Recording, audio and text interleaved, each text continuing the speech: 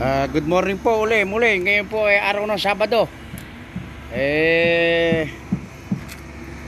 Umpisa po uli ng ating trabaho. Kumusta nga po pala sa mga taga Pilipinas, sa mga kamag-anak at aking mga pamilya. Naway mga mag-ingat po kayo dyan sa bayan ng Jaén o buong Pilipinas o buong Central Luzon. Mga mag-ingat po kayo at may parating, alam ko po may parating na bagyo, itaas na po yung dapat itaas at mga mag-ingat po kayo. Ito nga po pala yung bagong trabaho namin ngayon. Ito po yung karugtong ng aking video. Ito po yung part B na sabi ko po sa inyo noon na yun, yung part C tapos na.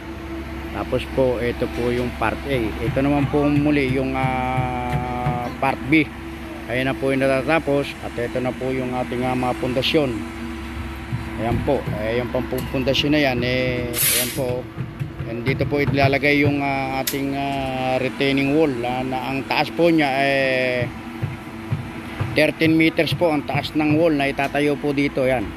Papunta dyan. Ibibideo ko din po yun pagka ako po nagfabricate ng ating shuttering.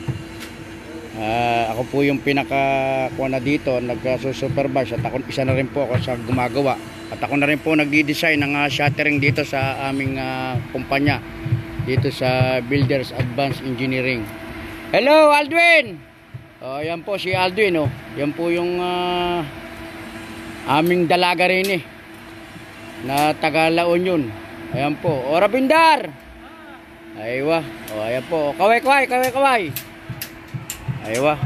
Ayan po. Ito po yung totaling natitira po namin gawain dito sa loob ng kulang-kulang 3 years na. Malaman po, maabot pa kami rito. Aabot po siguro kami dito ng halos sa 4 na taon. Ayan po. Ayan, yan po yung foundation ng karugtong ng part B. Forma Tony! Kaway naman dyan. Aywa. Ayan po, ang isang magiting namin dito na forma ng steel fixer. Si Foreman Tony. Shoutout ka naman sa pamilya mo. Hoy! Naka-video to. Shoutout sa pamilya. Natawa na po. Sa mga kapamilya dyan. Aywa. Ayan po ang aking utol. Continuous po naglalagay ng shuttering sa foundation ng ating wall. Berilio, shoutout naman dyan. Aywa. Ayan po. Ayan po yung ating mga kasama rito. At ayun pa po yung iba. At ito po, ayan po yung ating project. Hindi pa po maayos lahat. Kakailanganin pa pong alisin ito. I-clearing pa po ito. Alisin po yung mga buhangin na yan, mga nagtambak na yan. Ayan po yung aming bakal na naka-arrange na. Gagamitin po sa part B na building na to. Ayan na po yung ilong natapos. Aywa, Kagreg! Ayan po si Kagreg, isa pong electrician. Shoutout naman dyan. Shoutout sa inyong pamilya sa Batangas. Hello po, sa Batangas. Batangas, diya, kamusta? Aywa. Ayan po sila. At ayan po yung iba sa taas. Ayan po yung natapos ko na rito. Ako po yung isa sa nagsusupervise dito. Ayan po, may pagkakataon na i-live natin. Ayan po yung mga foundation. Ayan po yung natapos. Ayan po.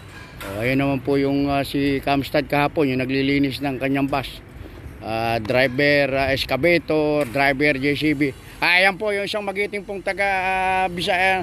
Shoutout naman Norby. Aywa. Hello sa taga Negros dyan. Aywa, sa inyong pamilya, shoutout sa inyong pamilya. Hello dyan sa barangay Punta Salong. Ingat kayo dyan, maraming kubit. Aywa. Ayan po siya. Ito po yung ating magiting na si Amstad na bus driver, excavator operator, JCB operator. Ito po yung isang aming mekaniko na napakahusay. Ayan po, alisin mo na ma-Amstad yung alisin po yung kanyang cover. Shoutout sa inyong pamilya. Shoutout pala dyan sa pamilya ko sa Ridalite. Aywa. Ayan po yung Amistad family. Ayan po yung aming driver na napakahusay. Ito yung mekaniko namin pogi. Isa po yan, mekaniko po yan. Si Amstad, mekaniko, bus driver, excavator operator, JCB operator, lahat na po na nakuha na niya. Ang iniintay lang niya yung malaking increase niya ngayong buwan na to. Shoutout naman sa aking pamangkin. Ito po. Ayan po yung aking pamangkin na timekeeper dito, si Maynard. Ayan po, marami po. Neil! Ayan po yung aking mga tao sa taas. Kaway-kaway dyan. Ayan po. Sige na po, mag-iikot-ikot pa. Ayan po yung aming gawain pa rito, napakalaki pa.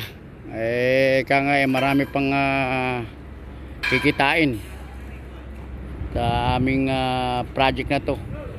Sige po.